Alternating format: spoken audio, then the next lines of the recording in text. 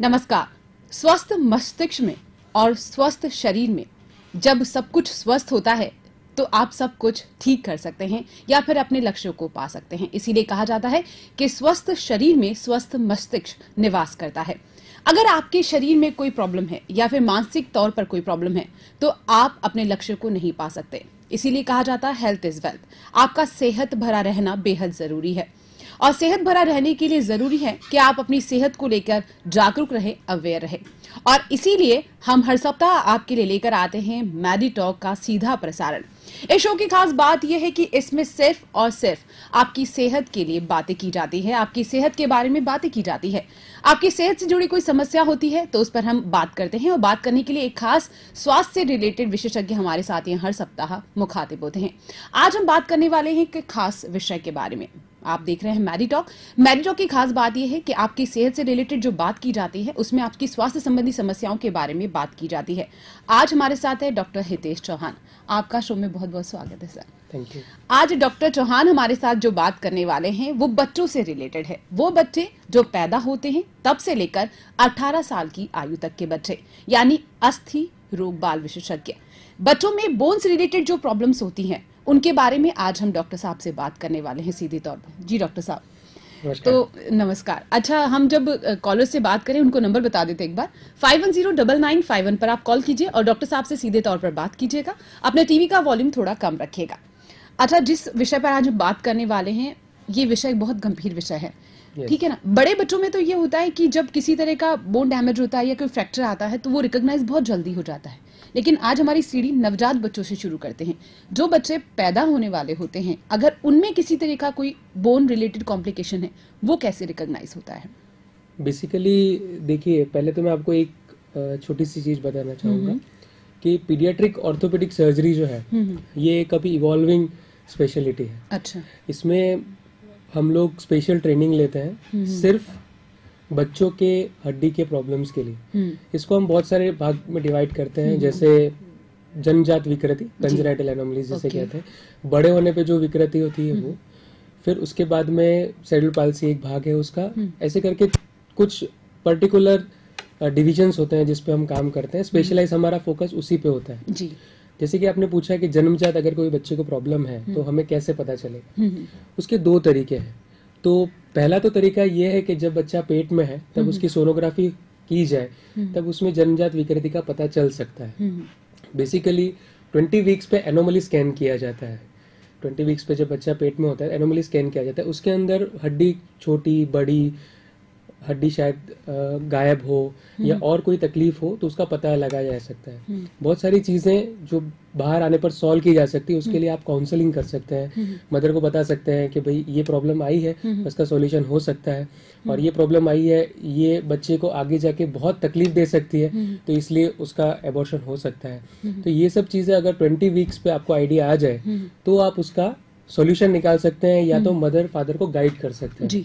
और दूसरा तरीका होता है, कुछ एनोमलीज आजकल के इंडियन सिनेरियो को देख के नहीं पता किया जा सकता। गांव के लोगों का इतना अच्छा सोनोग्राफी ये सब नहीं होता है। बिल्कुल। तो बाकी जब वो डिलीवर होता है तब उनमें कंजेनाइटल एनोमलीज जो दिखती है उसके बाद उसका ट्रीटमेंट स्टार्ट किया जाता है। अच्छा, आपने एनोमली स्कैन के बारे में कहा, आप कह रहे हैं कि करवाया जाए तो जैसे ड्यूरिंग सोनोग्राफी क्या डॉक्टर सजेस्ट कर देता है कि कुछ इस तरह का कोई कॉम्प्लिकेशन है तो आप करवाइए? रूटीनली एनोमली स्कैन किया जाता है। किया ही जाता है 20 वीक्स पे। तो बहुत यहाँ की जो अलग अलग प्रथाएं होते हैं उसके हिसाब से कभी सोनोग्राफी नहीं होती है, कभी कराई नहीं जाती है।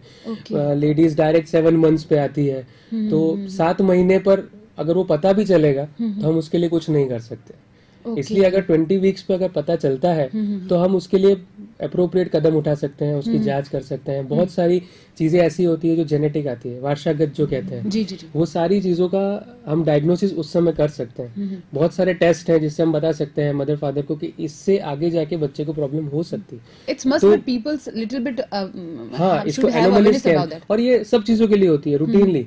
हार्ट की प्रॉब्लम के लिए होती है, हड्डी की प्रॉब्लम के लिए होती है, ब्रेन की प्रॉब्लम के लिए होती है, हर चीज के लिए कराया जा सकता है। और आजकल का एडवांस्ड युग में ये पॉसिबल है और ऑलमोस्ट हर जगह अवेलेबल भी है। बस अवेयरनेस का वही वहीं पे तो हम लोग थोड़ा सा धोखा खा जाते हैं कि हम सोचते हैं सब कुछ ठीक होगा, लेकिन बाद में जब कुछ कॉम्प्लिकेशंस आते हैं और वो बड़ा रूप ले लेते हैं, उसके बाद हमारे हाथ में कुछ रहता नहीं। अच्छा, इस स्कैन को आप थोड़ा डिटेल कर सकते हैं, किस तरह का स्कैन होता है ये 20 वीक्स पे होता है, एनोमली स्कैन कहा जाता है। इसमें रूटीन जो सोनोग्राफी होती है वो तो हर वीक हर मंथ ऐसे चलती रहती है। इसमें ये जो स्कैन्स होते हैं, इसमें स्पेसिफिकली बच्चे का हार्ट, बच्चे का पूरा स्पाइन, बच्चे की कूल्हे की हड्डी जो हिप जॉइंट बोलते हैं उसे, जो बोन की लेंथ होती है, हाथ पैर उनकी लेंथ जो होती है उसको मेजर किया जाता है।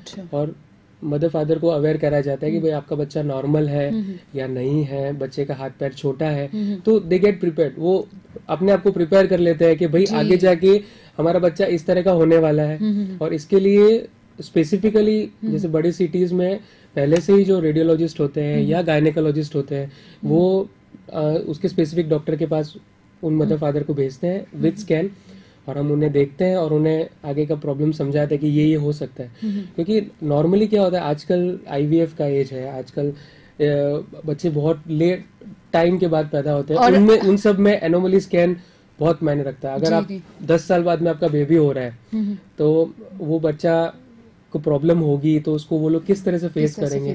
ये एक्यूट फेज में बहुत इंपॉर्टेंट रहता है। मतलब प्राइमरी फेज में अगर आप उनको पहले ही बता दिया जाए कि बच्चा ऐसा होने वाला है, तो दे गेट प्रिपेयर्ड। उनको पता चल जाता है कि बच्चा ये होगा और इसका ये ट्रीटमेंट है और इसको इस टाइम पे कराना है।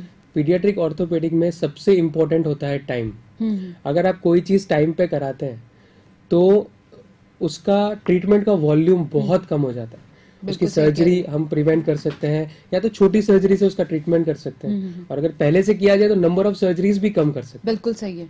अच्छा, ऐसा भी मैंने केसेस देखे हैं कि मदर्स को पता ही नहीं चलता कि ड्यूरिंग प्रेगनेंसी कोई कॉम्प्लिकेशन आ गया। और अभी एक कॉलर लेते सर। हेलो जी।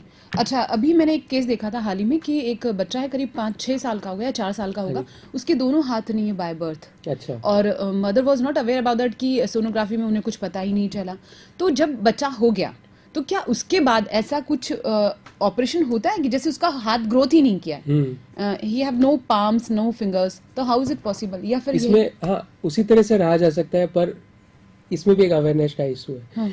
रूटीनली क्या होता था, जैसे इन सब बच्चों को ऐसा कहा जाता है कि आप जब बड़े हो जाएंगे तब आपको प्रोस्थेसिस लगाया जाएगा, जो नकली पैर आप देखते हैं ना, ब्लेड रनर और वो सब, ऐसा नहीं है।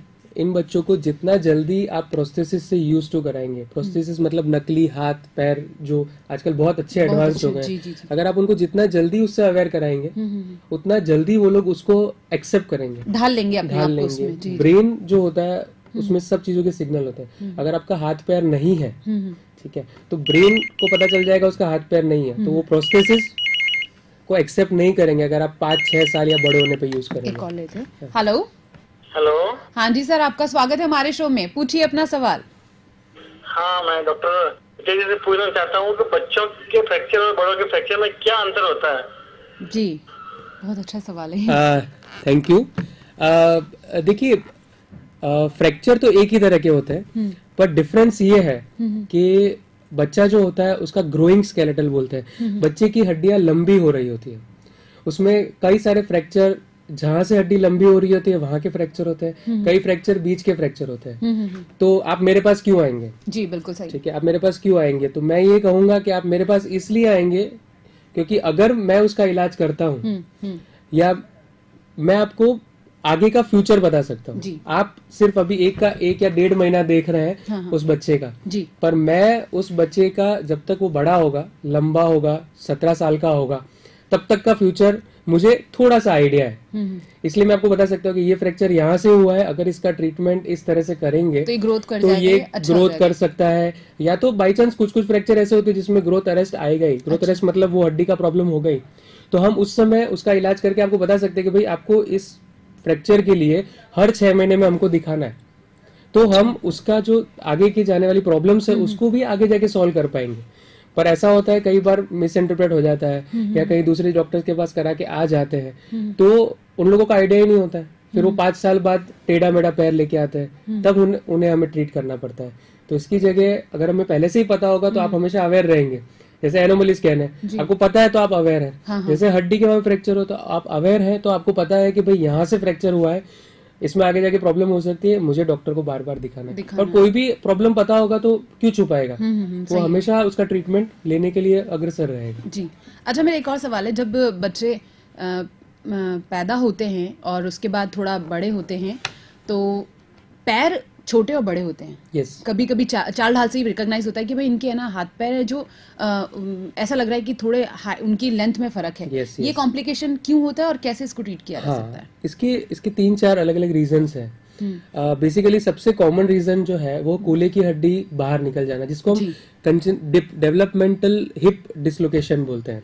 उसमें हिप डिसलोकेशन होता है। उसकी वजह से पैर छोटा बड़ा दिखता है, या तो जन्म से ही वो पैर छोटा रहता है, या तो इन्फेक्शन की वजह से छोटा हो गया होता है। तो ये सब ट्रीटमेंट को अगर आप जितना जल्दी डायग्नोज करेंगे तो हम ट्रीट कर पाएंगे। सिंपल एग्जांपल के लिए, जैसे हिप डिसलोकेशन है, अगर पहला बच्चा है, बहुत सिंपल निमोनिक्स है, पहला बच्चा है, पहली लड़की है, उल्टी जन्मी है, तो उनमें हिप डिसलोकेशन का चांसेस बहुत ज्यादा है। बाहर के देशों में और इवन अपने यहाँ पर भी बड़ी सिटीज में उसके लिए स्कैन किया जाता है। जैसे ही बच्ची होती है, आपको पता है कि फीमेल चाइल्ड हो रहा है, तो वैसे ही उसका सोनोग्राफी कर दी जाती है और उसमें पता लगाया जाता है कि हिप प्रॉपर है या नहीं, और उसका ट्रीटमेंट एकदम इजीली और बहुत ही सिंपल तरीके से किया जाता है। अगर आप उस टाइम मिस कर देंगे तो आपको मेरे पास सर्जरी के लिए आना पड़ेगा, और पहले आएंगे तो शायद मैं एक सिंपल ब्रेस आता है उससे मैं उसको ट्रीट कर सकूंगा। जी बिल्कुल सही है। और जैसे आप छोटे बड़े की बात कर रहे हैं, कई बार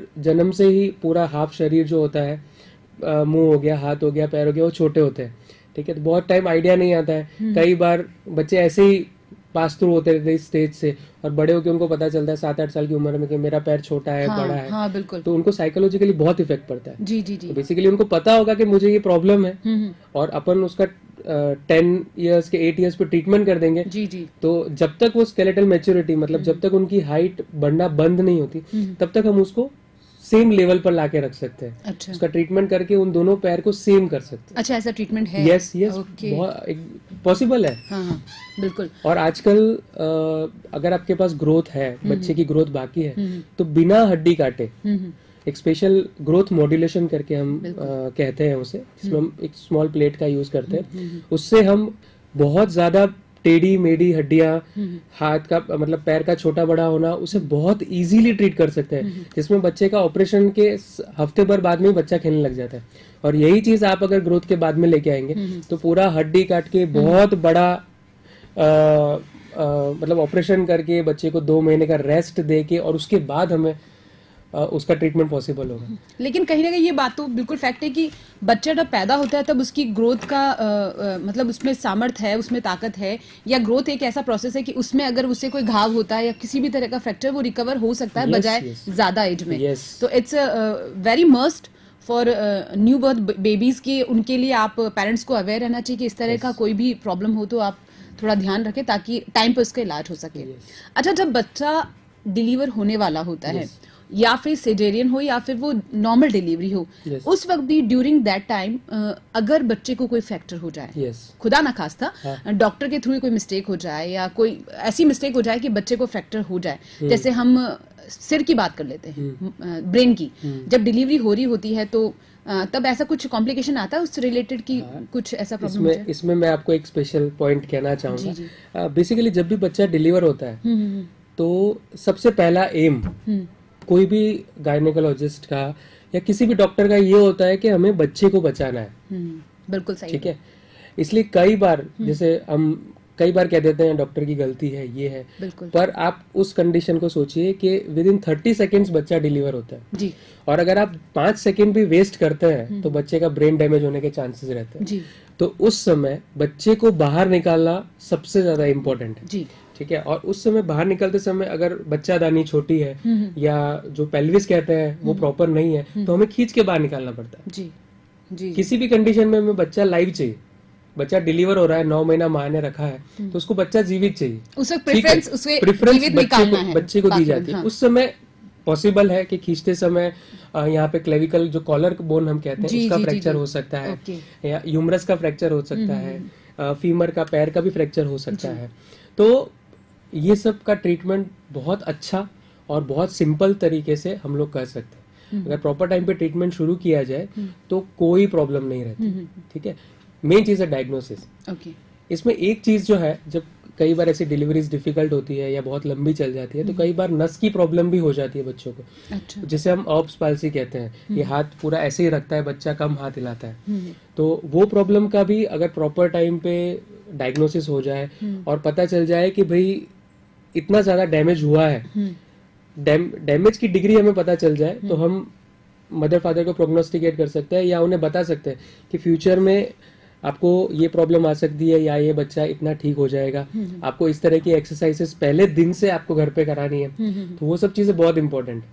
तो एक चीज ये कि डॉक्टर हमेशा ट्राई करता है बच्चे की जान बचाना, और ये जो भी फ्रैक्चर्स होते हैं या नस की तकलीफ होती है वो सब सेकेंडरी प्रॉब्लम है, पहले बच्चे को बचाना है। और ये सब प्रॉब्लम हम लोग अगर सही तरीके से टैकल करें तो बहुत अच्छे से उनका इलाज हो सकता है, और उन्हीं की स्पेशल ट्रेनिंग हम लोग लेते हैं।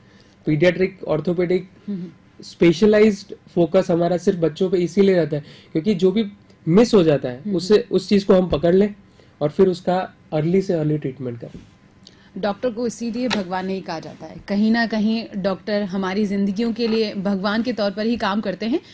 हमारे कॉलेज को एक बार फिर बता दें, 510991 पर कॉल कर सकते हैं। आज हमारे साथ डॉक्टर हितेश चौहान है। बच्चों की बोन्स रिलेटेड अगर कोई प्रॉब्लम है तो आप कॉल करके इनसे सीधे तौर पर बात कर सकते हैं।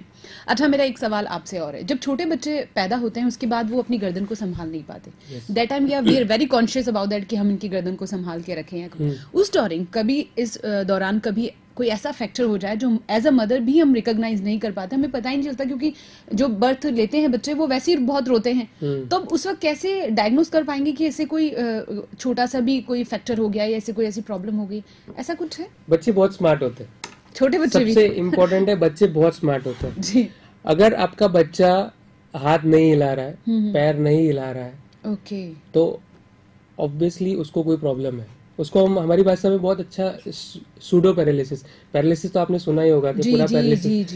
तो बच्चों में सूडो पैरालिसिस, सूडो का मतलब होता है झूठा, अच्छा, दिखावा पैरालिसिस। वो बच्चा उसको हिलाना बंद कर देगा। ओके, ठीक है, कभी भी छोटे बच्चों में नहीं, जन्मजात बच्चों में नहीं, इवन 5 ईयर 6 ईयर तक बच्चे उसको हिलाना बंद कर देंगे। कभी बच्चा गिरा है, अगर वो चलना बंद कर देता है या पैर हिलाना बंद कर देता है तो आप उसे रूटीनली मत लीजिए, क्योंकि बच्चा कभी झूठ नहीं बोलता। जी जी जी। वो शायद बता नहीं पा रहा होगा कि मुझे यहाँ दर्द हो रहा है, डर के मारे, पर उसको प्रॉब्लम है। एक बार आप प्रॉपर चेकअप कराइए। तो कई बार तो हमें भी आइडिया नहीं आता है, सूजन नहीं है तो हमें नहीं आइडिया आएगा कि कहाँ फ्रैक्चर है, तो कई बार हमें पूरा एक्सरे करना पड़ता है। अच्छा। और एक्सरे में डायग्नोस होता है कि वो फ्रैक्चर है, मतलब बच्चा तो सही था, ठीक है, हमारा इंटरप्रिटेशन कि नहीं यार कुछ नहीं होगा। अपने मदर फादर के हाथ दबा के देख लेते तो उनको आइडिया नहीं आता, पर बच्चा हमेशा सही है। अगर वो कोई चीज नहीं हिला रहा है मतलब उसको प्रॉब्लम, तो उसका चेकअप मस्ट है। शिशु रोग विशेषज्ञ चाहे हड्डी से रिलेटेड हो, चाहे खाने पीने से या किसी और ऑलमोस्ट बीमारी से हो, लेकिन एक बात माननी पड़ेगी कि इनके लिए बहुत बड़ी जिम्मेदारी होती है। बड़े बच्चे तो फिर भी बोलकर बता देते हैं, छोटे बच्चों के बारे में तो हम इतना एज अ मदर भी कभी कभी हम लोग भी गलत फहमी में रह जाते हैं, लेकिन सही बात है कि इस तरह के विशेषज्ञ बहुत बड़ी जिम्मेदारी लिए हुए अपना काम करते हैं। अच्छा, मेरा एक सवाल आपसे और है कि एक कहा जाता है अमूमन ग्रीन फैक्टर हो गया है, ये बहुत ज्यादा सीरियस फैक्टर हो गया। ग्रीन फैक्टर से क्या मतलब है? या ग्रीन बच्चा ब्लू हो जाता है, हाँ, ऐसा कुछ है? वो हार्ट रिलेटेड प्रॉब्लम्स में होता है। मतलब अगर हार्ट में प्रॉपरली पंप जो है, ब्लड जो प्रॉपरली हार्ट तक नहीं पहुंचता है, या तो गंदा खून वो साफ नहीं कर पाता है, तो वो ब्लू बेबी सिंड्रोम्स और ग्रीन जो बोलते हैं वो हो जाता है। अच्छा। तो उसमें हार्ट रिलेटेड प्रॉब्लम को हमें रूल आउट करना पड़ता है। कभी कभी ऐसा होता है कि जो बच्चे मतलब 2.5-3 साल के हैं, चलना शुरू करते हैं। कुछ बच्चे जल्दी शुरू कर देते हैं, कुछ बच्चा चलना शुरू जल्दी नहीं करते हैं। उस वक्त पेरेंट्स कैसे इस चीज को अवेयर हो कि भाई उनके बोन्स में कोई ऐसी प्रॉब्लम हो सकती है या फिर? हाँ, बेसिकली ये उस चीज पे उस फैक्टर पे डिपेंड करती है कि बच्चे को बर्थ के टाइम कोई प्रॉब्लम हुई है या नहीं हुई है। अच्छा, उस पर बहुत कुछ डिपेंड करता है। रूटीनली नॉर्मली बच्चे up to 12 months pulls to stand हम कहते हैं, जैसे पकड़ के खड़ा होना सीख लेते हैं जी, जी। और मैक्सिमम अप टू 18 मंथ्स वो चलना शुरू कर देते हैं। अगर 18 मंथ्स तक भी वो चलना शुरू नहीं करे तो एक बार प्रॉब्लम को रूल आउट करना चाहिए कि उनको ब्रेन का कोई डैमेज तो नहीं है, जिसे हम सेरेब्रल पाल्सी भी कहते हैं, जो जन्म के दौरान अगर बच्चे में ऑक्सीजन की मात्रा कम पहुंचे ब्रेन में, तो ब्रेन का परमानेंट कुछ डैमेज हो जाता है। उसकी वजह से जो उसके इफेक्ट आते हैं, ब्रेन का कोई भी इफेक्ट शरीर पर ही आएगा। तो सेरेब्रल पाल्सी में ब्रेन का वो भाग डैमेज होता है जो हाथ पैर के मूवमेंट और बैलेंस से रिलेटेड होता है। और वो हमें कैसे पता चलेगा? जब बच्चा, जैसे आप बोल रहे हैं ना, गर्दन पकड़ना नहीं सीखा, 1 साल का बच्चा है गर्दन पकड़ना नहीं सीख रहा है, 3 साल का बच्चा है चलना नहीं सीख रहा है, या तो बहुत टाइट रख रहा है, डेवलपमेंटल डिले जिसे कहा जाता है, जो डेवलपमेंट है वो बहुत डिले हो गया। तो उन बच्चों में हो सकता है कि जन्म के दौरान या जन्म के पश्चात ब्रेन का डैमेज हुआ हो, जैसे तांड, जैसे एपिलेप्सी कहते हैं, ठीक है, वो आई हो। तो ये सब चीजें बच्चे के फ्यूचर के डेवलपमेंट को डिले कर सकती है। तो ये सब फैक्टर पहले रूल आउट करने पड़ते हैं कि ये सब फैक्टर्स हुए हैं कि नहीं, और अब बच्चे में उसका कोई प्रॉब्लम है कि नहीं। और उसको डायग्नोस करने के लिए MRI भी किया जाता है, और पीडियाट्रिक न्यूरोलॉजिस्ट भी हमारे यहाँ पर। और ये सब चीजों को हम धीमे धीमे करके सॉल्व कर सकते हैं। ऐसा नहीं है कि नॉर्मली पहले ये माना जाता था कि बच्चे का अगर दिमाग का प्रॉब्लम हो गया तो बच्चा आप कुछ नहीं कर पाएगा, उसको मेंटली रिटार्डेड गिना जाता था। ऐसा नहीं है। ब्रेन में बहुत सारे भाग है, मतलब सब डिविजन्स हैं, और हर एक डिवीजन अपना अपना काम करता है। नॉर्मली सबसे ज्यादा ब्रेन का डैमेज बच्चे को अगर होता है तो वो हाथ पैर और बोलने पे हो सकता है, या तो बैलेंस में होता है। बिल्कुल। बाकी उसका इंटेलेक्चुअल नॉर्मल होता है, ठीक है। तो उसका इंटेलेक्चुअल अगर नॉर्मल है तो हम थोड़ा बड़ा होने पे उसके हाथ या पैर पे वर्क करके या काम कर कर उसे इतना सक्षम बना सकते हैं कि वो अपना काम खुद कर सके। बिल्कुल। अगर पहले दिन से हम लेके बैठ जाएंगे कि अब मेरा बच्चा ये यहाँ तक नहीं पहुंचा है और आगे कुछ नहीं कर पाएगा, तो फिर हम उनकी मदद नहीं कर सकते। उन्हें हमारे पास आना पड़ेगा, हम उनको समझा पाएंगे कि हम इनकी इस तरह से मदद कर सकते हैं। तो अभी तक तो यही स्टिग्मा था कि बच्चे का अगर दिमाग का प्रॉब्लम मतलब मंद बुद्धि है, या ऐसा नहीं है। ब्रेन में बहुत सारे डिपार्टमेंट्स हैं, अलग अलग, हर चीज, जैसे अपने सभी एरियाज में डिपार्टमेंट्स होते हैं, वैसे डिपार्टमेंट्स हैं। अगर उसके हाथ पैर में प्रॉब्लम है और इंटेलेक्चुअली उसको कोई प्रॉब्लम नहीं है, तो हम उन्हें काफी हेल्प कर सकते हैं। उनको कुछ ना कुछ करके हम इस तरह के उनका केपेबल बना सकते हैं। अगर पैर नहीं काम कर रहे हैं तो हाथ को इतना केपेबल बना सकते हैं कि वो अपना खुद का काम कर सके। बिल्कुल। हमारी एक बच्ची है गुजरात में, जो उसको भी सेरेब्रल पाल्सी है, उसके दोनों हाथ पैर नहीं काम करे, और आप बिलीव नहीं करेंगे, she is a radio jockey. और खुद का वोडाफोन में थी पहले, और खुद इतना अच्छा अर्न कर रही है।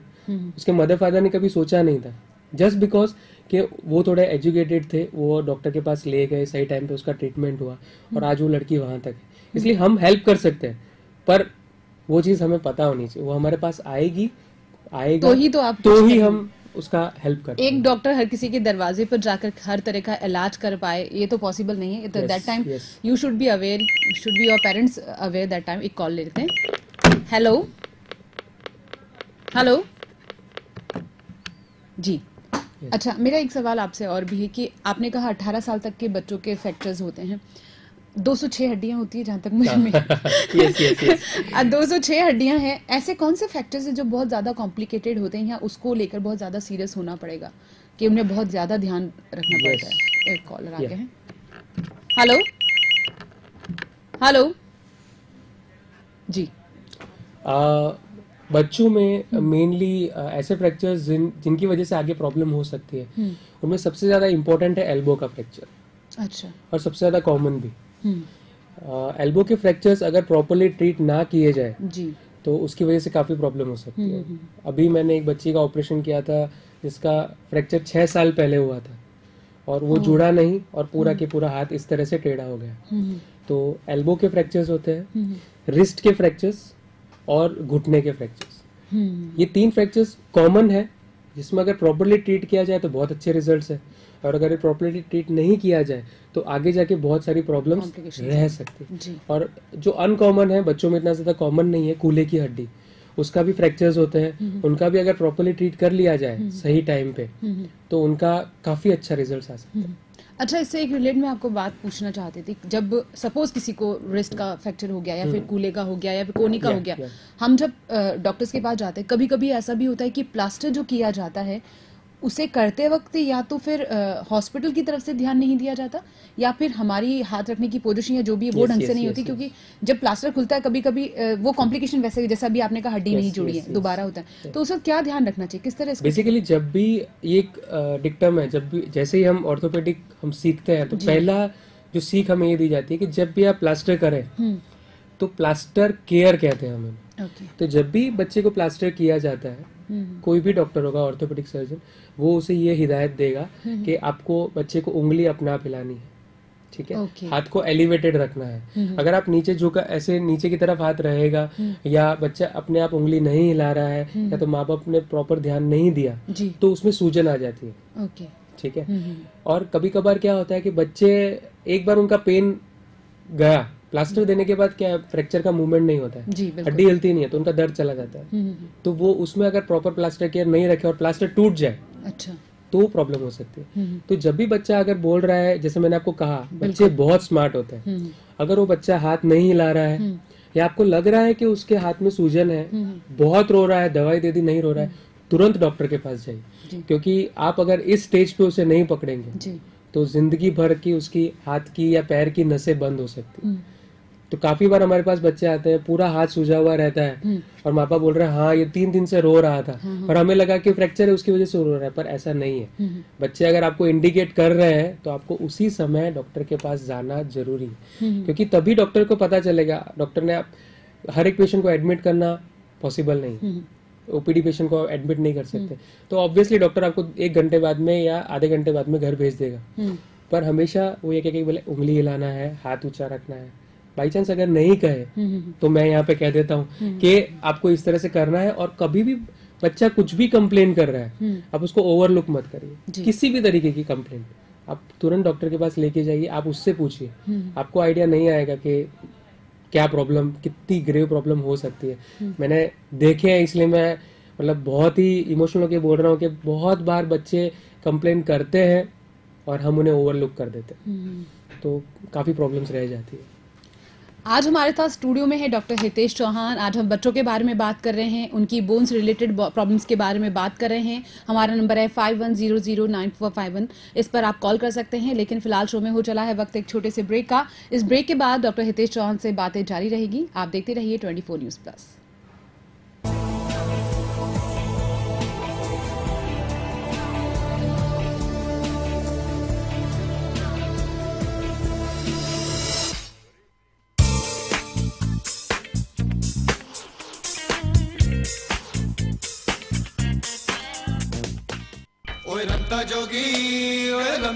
कहीं भी कभी भी रमता जोगी। मुझे खबर है हर किसी की, मुझे फिक्र है हर इंसान की।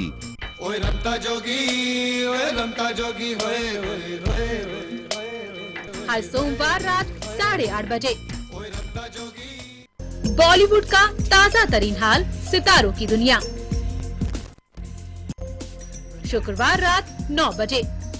तो मेरे बंधु, धर्म परमानंद देता है, हमें परम आनंद देता है।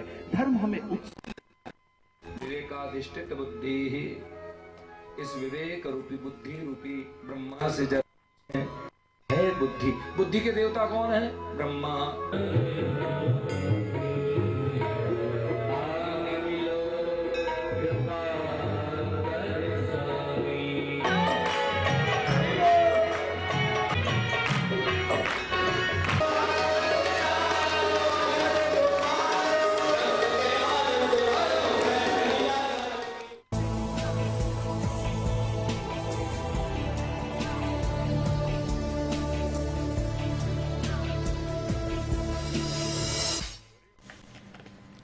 इस छोटे से ब्रेक के बाद आपका एक बार फिर से मैडी टॉक में बहुत बहुत स्वागत है।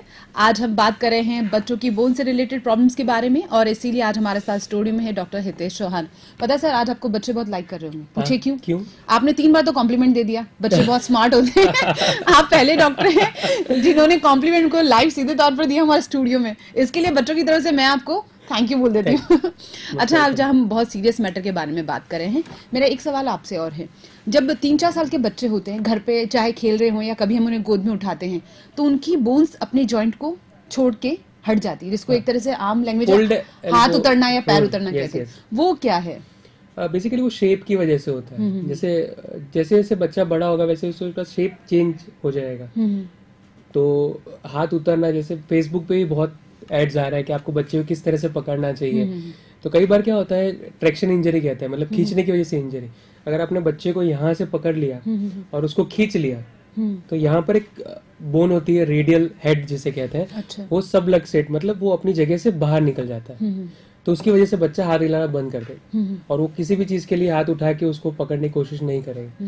तो उसको हमें वापस रिड्यूस करना पड़ता है। अच्छा। और ये 5 साल की उम्र तक हो सकता है। इसमें डरने वाली कोई बात डरने वाली कोई बात, पर भाई ये ध्यान रखना है कि कमर से उठाना है, एल्बो के ऊपर से पकड़ना है, ये सब चीजें बहुत ध्यान रखनी पड़ती है। और सिर्फ आपको ही नहीं, आपके नेबर्स को, आपके टीचर्स को, और जो रिक्शा में लेके जा रहा है बच्चे को स्कूल, Yes, इन बिल्कुल सभी सही को ये चीज पता होनी चाहिए कि बच्चे को कहाँ से उठाना है। बिल्कुल सही और ये मदर फादर ही कर सकते हैं। बहुत सारी चीजें डॉक्टर्स को मदर फादर सिखाते हैं। बिल्कुल सही कह रहे हैं। बहुत बार मदर फादर पूछते हैं फिजियोथेरेपी में क्या करना है, कोई बच्चे का प्रॉब्लम है तो मैं उन्हें दूसरे मदर फादर का एग्जांपल देता हूँ कि उस मदर फादर ने इस तरह से उसका मतलब सॉल्यूशन निकाला था। जैसे बच्चा हाथ ऊपर नहीं कर रहा है, ये सिंपल सा है। अगर हाथ ऊपर नहीं कर रहा है तो उसको अगर हाथ ऊपर कराना तो क्या कराएंगे? तो वो क्या कर रहे थे, अपने बच्चे के यहाँ पर एक लाइट वाला कुछ लगा दे रहे थे। अच्छा। लाइट वाला कुछ टॉय जैसा कुछ कर रहे थे और उसको मिरर के सामने बिठाए। जैसे ही वो लाइट चालू किया, बच्चा अपना हाथ ऊपर कर लिया। जैसे लाइट चालू किया, बच्चा हाथ ऊपर कर लिया। यहाँ पे बिंदी लगा दी तो उसको कहा कि बिंदी निकालो। तो ये सब चीजें मदर, जो पेरेंट्स हैं वही हमें सिखाते हैं। बिल्कुल सही है। तो जैसे मैंने आपको कहा, तो आपको नेक्स्ट 50 को कहना है कि भाई इस तरह से बच्चे को नहीं उठाना है। बिल्कुल सही। वैसे 100 में से खाली 5 या 10 को ही ऐसा प्रॉब्लम होता है, पर वो 5-10 कौन से हैं वो हमें नहीं पता। इसलिए जितना अवेयरनेस फैलेगा, या फेसबुक और ये सब अवेयरनेस ही कर रहा है ये सब चीजें, बिल्कुल सही। तो अगर आप पोजीशन आपका प्रॉपर है तो बच्चे को प्रॉब्लम्स कम हो सकते हैं। और 5 इयर्स के बाद में अपना आप कम हो जाता है, कोई इशू नहीं है। अच्छा, नवजात बच्चे जब पैदा होते हैं तो मालिश का एक प्रोसीजर होता है कि बच्चों की मालिश की जाती है। और आजकल तो घर में एग्जैक्टली मालिश करने के लिए महिलाओं को बुलाया भी जाता है। उस वक्त हमें क्या चीजें ध्यान में रखनी चाहिए? क्योंकि उस वक्त क्या होता है कि बच्चों की बोन्स तो होती है सॉफ्ट, तो वो इस तरह मालिश करती है जैसे किसी खिलौने की मालिश की जा रही है। तो उस वक्त एज अ मदर क्या आपको अवेयर रहना चाहिए, क्या ध्यान रखना चाहिए? या फिर आप खुद मालिश करें तो आपको क्या ध्यान रखना चाहिए? बेसिकली मालिश का जो कंसेप्ट है, आप मुझे ऑनेस्टली पूछेंगे तो मुझे नहीं आइडिया कि उससे कुछ फायदा होता है या नहीं होता है।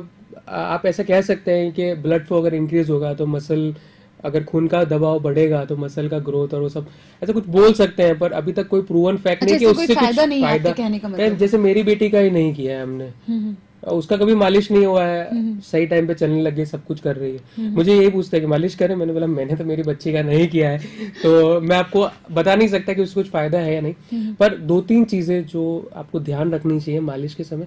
यहाँ पर एक आदत है, घी, आटे पे घी लगा के उससे घिसा जाता है। तो जैसे 10 बच्चों की इस तरह से मालिश हुई होती है तो 2 बच्चों में उसकी वजह से रैशेस, इन्फेक्शन, वो सब हो सकता है। तो बेटर है कि ये ना करें, हल्के हल्के से मालिश करें। दूसरा, जब भी मालिश करके बच्चा बाहर आ रहा है या बच्चे को लिया है, अगर वो बहुत जोर से रो रहा है या ऐसा कुछ कर रहा है तो आप उस पर ध्यान दीजिए। कभी कभी मालिश में मैंने ऐसे ही बच्चे देखे हैं जिसके यहाँ का और यहाँ का तीनों हड्डी फ्रैक्चर हो गई है जस्ट बिकॉज कि उसकी मालिश जोर से हो गई थी। ठीक है। और दूसरी चीज, ये चीज ध्यान रखनी है, जैसे बहुत सारे बच्चे कांच की पेटी में रखे जाते हैं, फिर कांच की पेटी में से वो बच्चे घर जाते हैं, तो उस समय उनकी मालिश मेरे हिसाब से नहीं करनी चाहिए। क्योंकि कभी कभी क्या होता है, पेटी में रखने के बाद उनको अगर माइनर इन्फेक्शन भी है और अगर वो पैर वैर नहीं हिला रहा है या कोई प्रॉब्लम भी है उनको, उनके अंदर वैसे भी कैल्शियम की थोड़ी सी कमी रहती है क्योंकि वो प्री टर्म बॉर्न हो जाते हैं। बिल्कुल सही। तो उसमें फ्रैक्चर होने के चांसेस बढ़ जाते हैं। एक और चीज आपके शो पे मैं ये कहना चाहूंगा कि किसी भी बच्चे को, नवजात नहीं, किसी भी बच्चे को अगर लग जाए या कुछ भी इंजरी हो जाए, हर एक पेरेंट्स का फर्स्ट इनिशिएटिव क्या रहता है? आप क्या करेंगे आपके बच्चे को लगी तो? मैं तो सबसे पहले उसे फर्स्ट एड दूंगी या फिर डॉक्टर के पास ले जाऊंगी। यस। तो रूटीनली क्या होगा, फर्स्ट एड में आप क्या करेंगे, मुंह लगा देंगे, बिल्कुल, या आयोडेक्स लगा देंगे, उससे बच्चे का स्वेलिंग और बढ़ जाएगा। अगर किसी तरह का फ्रैक्चर है तो नहीं, फ्रैक्चर नहीं, किसी भी तरह की इंजरी लग जाए या इंजरी हो जाए तो उस पर कभी भी किसी भी बच्चे को उसके ऊपर आपको गर्म चीज कुछ भी नहीं लगानी। ओके। इसे हम एक्यूट ट्रॉमा बोलते हैं। इसके अंदर ब्लड सप्लाई वैसे भी ज्यादा होती है, आप उसके ऊपर अगर गर्म चीज लगा देंगे तो पूरा सूज के बढ़ जाएगा और आपको और टेंशन होगा। अगर आपके पास कुछ भी नहीं है तो आप उस पर बर्फ लगाइए। अच्छा, बर्फ लगाइए, सूजन कम होगा, बच्चे को आराम मिलेगा। दूसरी चीज, जैसे आपने पूछा कि अगर फ्रैक्चर हो जाए तो, अगर फ्रैक्चर हो जाए तो सबसे पहला काम, कई बार ऐसा होता है, जैसे हमारा एक बच्चा है जो गिर में घूमने के लिए, शेर देखने के लिए गया था, तो वो इतना दूर था कि वो विदाउट एक दिन के अलावा आ ही नहीं सकता था वापस, और उसके यहाँ का हड्डी का फ्रैक्चर हो गया। तो उस समय आप क्या करेंगे? जब आपके आसपास में, जैसे लेह लद्दाख में फ्रैक्चर हुआ, आप क्या करोगे? क्या करेंगे? हाँ। ठीक है, उस समय सबसे इजी चीज है कि आप उसको स्टेबलाइज कर दीजिए।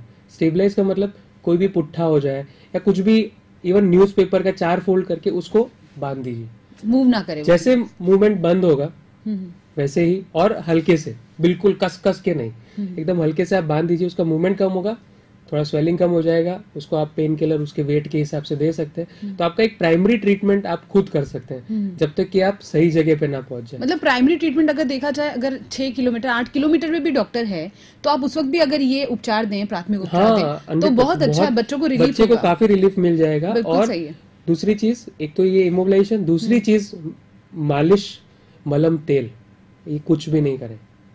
और अगर आपको, जैसे माता पिता को कुछ होता है, कुछ तो करना पड़ेगा मुझे, अगर सूजन आ गया, मैं कुछ तो करना ही है मुझे, तो आप क्या कर सकते हैं? उसमें बर्फ लगाइए, तो उनको ऐसे सेटिस्फेक्शन आएगा, अरे अच्छा हमने कुछ किया तो है, और उससे उसको बच्चे को फायदा भी होगा, सूजन भी कम हो जाएगी, और आपको एक टाइम मिल जाएगा कि आप वहां तक पहुंच सके। या दूसरे दिन, जैसे रात को 2 बजे फ्रैक्चर हो गया, आपके आसपास कोई डॉक्टर नहीं है, तो उस समय बर्फ लगा दिया, और सुबह आप डॉक्टर के पास चले गए दिखाने के लिए कि भाई हमारे बच्चे को ये है।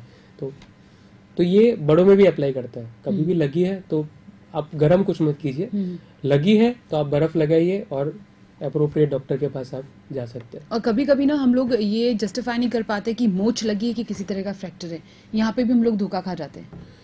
ऐसा भी होता है कि हमें पता नहीं चलता। एज अ मदर मैं आपको सच बता रही है कि ऐसा होता है कि मोच आ गई तो हम रिकॉग्नाइज कर, बच्चा सफर कर रहा है, तकलीफ पा रहा है, लेकिन हम नहीं रिकॉग्नाइज कर पाते और हम फिर मलहम, आयोडेक्स ये नहीं कर देते हैं, जो कि गलत है। बिल्कुल नहीं करना चाहिए, बिल्कुल सही बात है, बिल्कुल। और दोनों में थोड़ा सा डिफरेंस है कि फ्रैक्चर होगा तो बच्चा बिल्कुल भी नहीं चलेगा, और अगर उसको मोच है तो वो ट्राई करेगा चलने का, पर उसको सूजन एक जैसी ही होगी।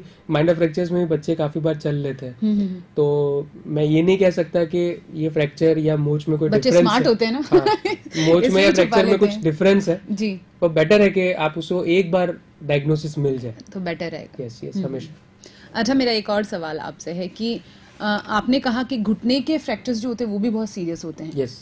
अब 15-16 साल की उम्र में अगर किसी तरह का लिगामेंट इंजर्ड होता है तो एक अलग ट्रीटमेंट होगा, और जो अगर सपोज 4-5 साल के बच्चे को इस तरह का कोई प्रॉब्लम हो जाता है, मुझे श्योर नहीं कि होता भी है, और अगर हो जाता है तो इनके ट्रीटमेंट में डिफरेंसेस क्या रहते हैं और कॉम्प्लिकेशंस अलग अलग होते हैं? यस, कॉम्प्लिकेशंस अलग होते हैं। नॉर्मली बड़े और बच्चों में ये डिफरेंस है कि बच्चों में लिगामेंट ज्यादा पावरफुल होते हैं, ज्यादा स्ट्रांग होते हैं, इसलिए बच्चों में लिगामेंट टूटने से पहले हड्डी टूट जाएगी।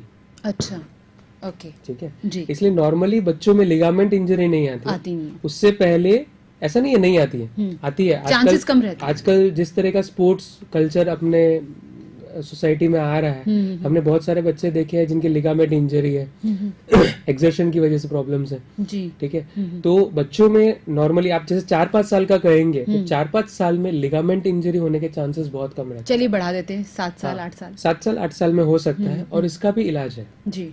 अप्रोप्रिएट डॉक्टर्स, जो भी इनके स्पेसिफिक डॉक्टर्स हैं, बच्चों में इतना एग्रेसिव ट्रीटमेंट नहीं किया जाता है जैसे एडल्ट्स में होता है। बड़ों में उसका रिपेयर करना बहुत जरूरी होता है, क्योंकि वो वापस नहीं जुड़ सकता। पर बच्चों में उसे पहले कंजर्वेटिवली ट्रीट कर सकते हैं। कंजर्वेटिवली मतलब उसको बिना ऑपरेशन के ठीक कर सकते हैं। फिर भी अगर प्रॉब्लम रह रहा है तो फिर वो नया लिगामेंट बनाने के जो बच्चों में अलग अलग तरीके होते हैं, उससे बनाया जा सकता है। पर ट्रीटमेंट पॉसिबल है, ऐसा नहीं कि बच्चों में हो गया तो हम कुछ नहीं करेंगे और बड़ों में हो गया तो हम सब कुछ करेंगे।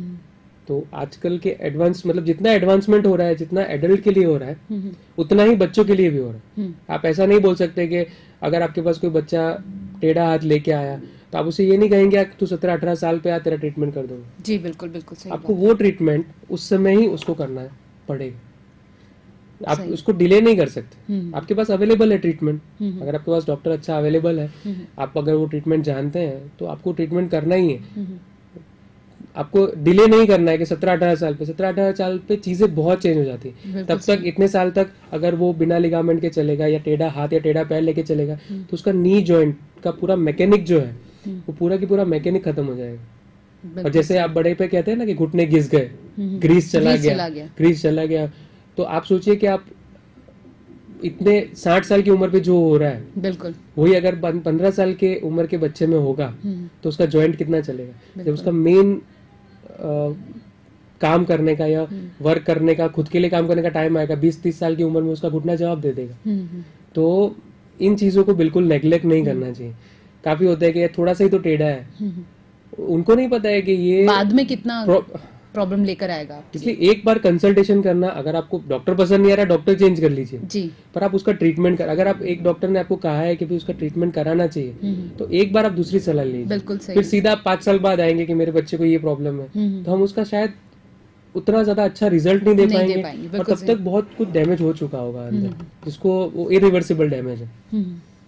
अच्छा, बच्चों की बोन्स में प्रॉब्लम्स ना आए, हम तो उम्मीद करते हैं, उसके लिए बच्चों की बोन्स मजबूत हो जाए, क्या ऐसे न्यूट्रिशन हैं, क्या ऐसी डाइट फॉलो करनी चाहिए बच्चों के लिए, या एज ए मदर माँ को क्या ध्यान रखना चाहिए कि बच्चों की डाइट में शामिल करें जिससे उनकी बोन्स मजबूत हो और इस तरह की प्रॉब्लम ना आए? यस, बच्चों में बेसिकली 1 साल की उम्र तक एडिशनल विटामिन डी सप्लीमेंट्स और calcium supplements routinely paediatricians offer करते हैं और करना भी चाहिए क्योंकि उनकी डेली रिक्वायरमेंट जो है वो ज़्यादा है। ठीक है, दूसरा होता है सप्लीमेंट्स तो हो गए, दूसरा सनलाइट एक्सपोजर। कई बार बच्चे बाहर, आजकल का जो वीडियो गेम है, लैपटॉप है, इंडोर गेम्स ज्यादा प्रेफर करते हैं, इंडोर गेम्स की वजह से उनका बोन्स इतने पावरफुल नहीं हो सकते। तो सप्लीमेंट जरूरी है, या तो उनको आप सनलाइट एक्सपोजर दीजिए या तो आप सप्लीमेंट दीजिए। तो और कई सारी रिसर्च ऐसी है जिसमें अगर बच्चे का कैल्शियम का लेवल या विटामिन डी का लेवल या बोन्स का जो मिनरल डेंसिटी है वो अगर बचपन में कम है तो बुढ़ापे तक कम ही रहेगी।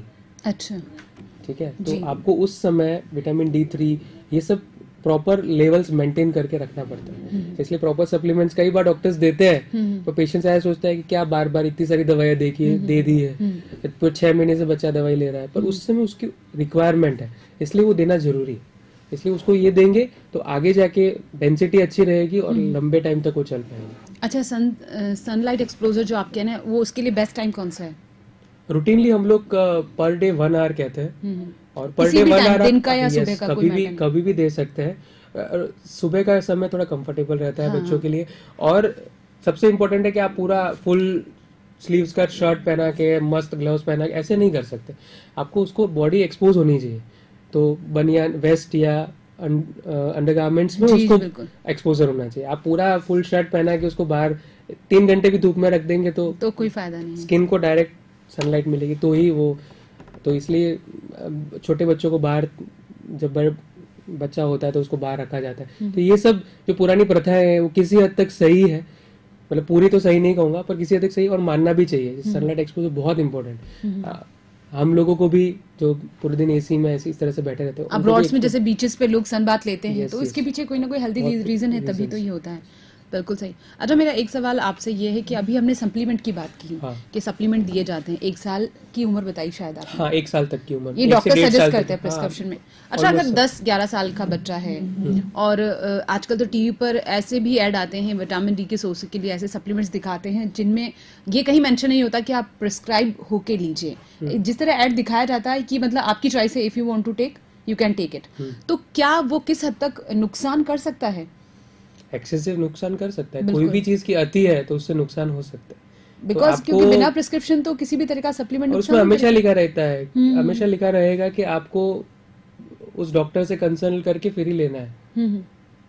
आपको ओवर द काउंटर वो चीज मिल जाएगी, पर हमेशा उसमें आफ्टर फिजिशियंस डायरेक्शन ऐसा लिखा ही रहेगा। वो हम पढ़ते नहीं, छोटे छोटे अक्षर वाला जिस तरह लोग जो गुटखा या स्मोक करते हैं उसमें लिखा है इंजूरियस टू हेल्थ, बट उसके बाद भी वी अवॉइड इट। तो वही यहाँ पे भी ओवर द काउंटर जाके मेडिसिन लेते जो कि गलत है। बिल्कुल सही कह रहे हैं। बच्चों में तो खास तौर पे आप बिल्कुल रिस्क नहीं ले सकते क्योंकि बच्चा कभी भी किसी को टाइम नहीं देता है। बड़ों में एक सेफ इंटरवल जो सेफ गैप जो बोलते बहुत ज्यादा होता है, बच्चों में लोग इसीलिए हाथ नहीं डालते क्योंकि उसका सेफ इंटरवल बहुत कम है। आपको जो भी करना है with in the fraction of seconds करना है। अगर आप वो टाइम मिस कर दिया तो फिर उसके बाद कुछ नहीं कर सकेंगे। तो सेफ इंटरवल जो है बच्चों का बहुत कम होता है। इसलिए कोई भी चीज़, कई बार माता पिता छोटी सर्दी खांसी हुई तो उसके लिए जो पिछले टाइम दवा दी थी वही दे दिया, 3 महीने तक दवा खुली है, उसका कोई उनको आइडिया नहीं कितने टाइम तक खुली है और उसके बाद भी उन्होंने दे दिया। तो ऐसा नहीं करना चाहिए। अच्छा, जब बच्चों को फ्रैक्चर होते हैं तो हड्डी का टूटना या दर्द होना एक बहुत नॉर्मल चीज़ है, और हम ये नहीं कह सकते कि किसी भी बच्चों को फ्रैक्चर कभी नहीं हो सकता। ये तो एक ऐसी सिचुएशन है कि कोई भी फेस कर सकता है ना। लेकिन जैसे शुगर क्वांटिटी बॉडी में नापनी है, शुगर टेस्ट होते हैं, बीपी का टेस्ट होता है, हीमोग्लोबिन का टेस्ट होता है। अगर हम कहें कि क्या विटामिन डी या इनसे रिलेट करने वाले टेस्ट भी होते हैं, होते हैं, तो वो कब करवाने चाहिए? क्योंकि मैंने तो सच बताऊं कभी नहीं सोचा कि करवाना चाहिए। तो इसका मेजर क्या और ये कब करवाना चाहिए और क्यों करवाना चाहिए? डॉक्टर्स अगर एडवाइस करें तब आपको कराना चाहिए। अगर कई बार रिकेट्स आपने नाम सुना होगा, बिल्कुल बिल्कुल, विटामिन डी की कमी की वजह से होता है। तो कई बार बच्चे बहुत ज्यादा रिकेट्स की डिफिशियंसी की वजह से आते हैं। तो उनमें सिर्फ ऐसा नहीं है कि सिर्फ कैल्शियम की कमी की वजह से हो गया, विटामिन डी की कमी की वजह से हो गया, बहुत सारी चीज़ों का हमें ध्यान रखना पड़ता है। उस समय विटामिन डी लेवल बहुत इंपॉर्टेंट है, उसके साथ में कैल्शियम लेवल है, फॉस्फोरस है, ये सारी चीज़ें आपका डॉक्टर आपको प्रिस्क्राइब कर रहा है, मतलब उससे कुछ प्रॉब्लम लग रही है। और ऐसा नहीं है, बहुत अच्छी एफ्लुएंट फैमिली के बच्चों को भी रिकेट्स होता है।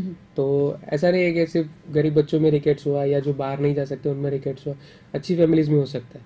तो उस समय विटामिन डी और ये सब लेवल कराने चाहिए और उनका बहुत सिग्निफिकेंस भी है। एक पूरा बैटरी ऑफ टेस्ट होते हैं, बहुत सारे टेस्ट होते हैं, वो सब टेस्ट कराने पड़ते हैं। एक बार डॉक्टर के पास जाते हैं, इतने सारे टेस्ट लिख दिए, पर जरूरत है उन चीज़ों की।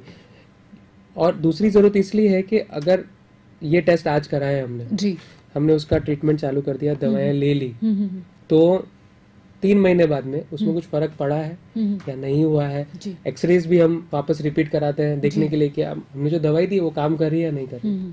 तो बहुत ज़्यादा इंपॉर्टेंट है आप रेगुलर डॉक्टर के फॉलोअप में रहे।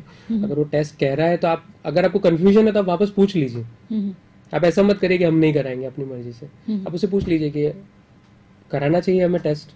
अगर वो बोले कि नहीं बहुत ज़रूरी है तो प्लीज़ आप कराइए, और अगर डॉक्टर बोल रहा है कि हम 2 महीने बाद रिपीट कराएंगे तो आप प्लीज़ वापस जाइए और रिपीट कराइए, ताकि डॉक्टर को आइडिया रहेगा कि इतना बेनिफिट हुआ है बच्चे को।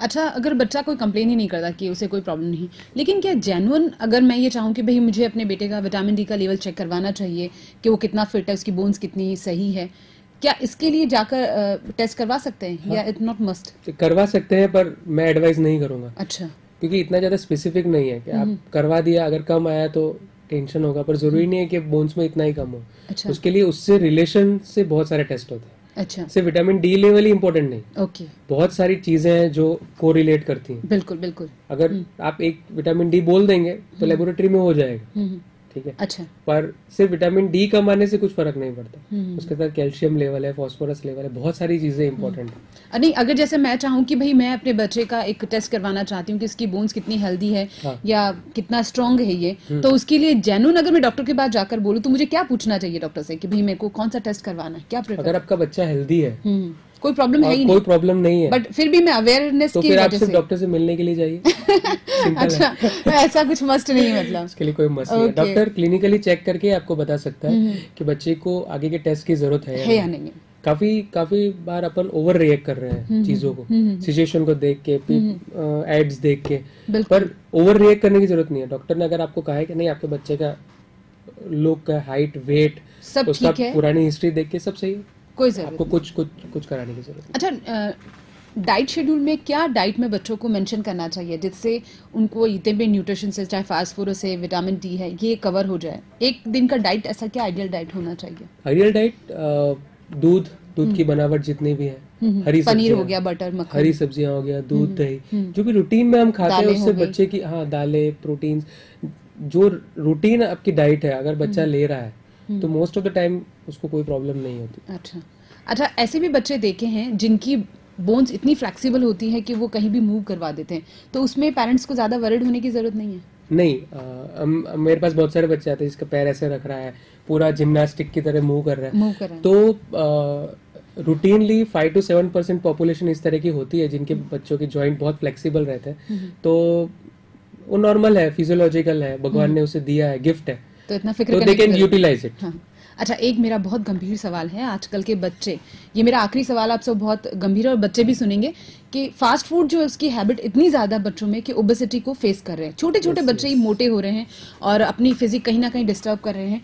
उनके लिए आपके पास क्या मैसेज है और क्या बताना चाहेंगे आप उनको? ये बहुत ही बर्निंग इशू है मेनली वेस्टर्न कंट्रीज में और जो एडवांस सिटीज है अपने यहाँ, क्योंकि फास्ट फूड कल्चर ये है कि बच्चा खाता है जंक फूड और उसे आइडिया नहीं रहता है कि उससे उसको कितनी कैलोरीज मिल रही है और वो मोटा होता रहता है। तो काफ़ी सारी रिसर्चेज आई हैं जो ये कहती है कि अगर बच्चा मोटा है तो बड़ा होकर भी वो मोटा ही रहेगा। बिल्कुल।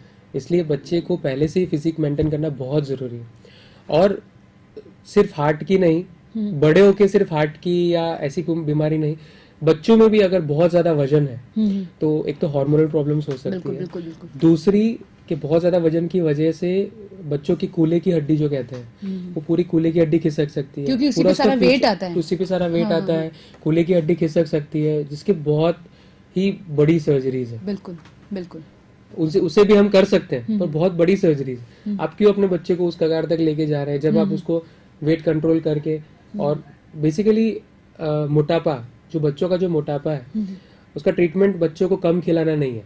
अच्छा। आप बच्चे को कभी भी कम नहीं खिला सकते, आप उसे स्पोर्ट्स एक्टिविटीज में फोर्स कीजिए। अगर आपका बच्चा स्पोर्ट्स एक्टिविटी कर रहा है तो ऑब्वियसली आपका बच्चे का वेट गेन नहीं होगा। मतलब फिजिकल एक्टिविटी होगी तो कैलोरी बर्न हो जाएगी, अदरवाइज तो स्टोर होता रहेगा। हाँ, हिप रिलेटेड प्रॉब्लम्स है, दूसरा नी रिलेटेड प्रॉब्लम्स है। काफी सारे बच्चे जिनके थोड़े बहुत पैर टेढ़े मेढ़े रहते हैं, उनका अगर वेट ज्यादा है तो बॉडी अपने आप उसे करेक्ट नहीं कर सकेगी। बिल्कुल सही है।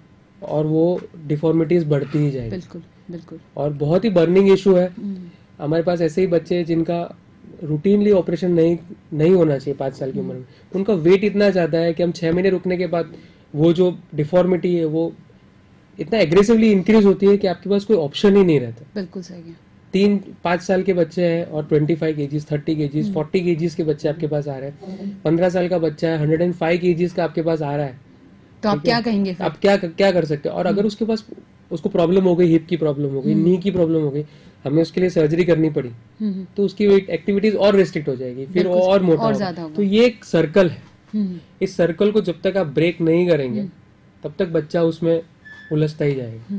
और बड़े होके तो प्रॉब्लम है ही।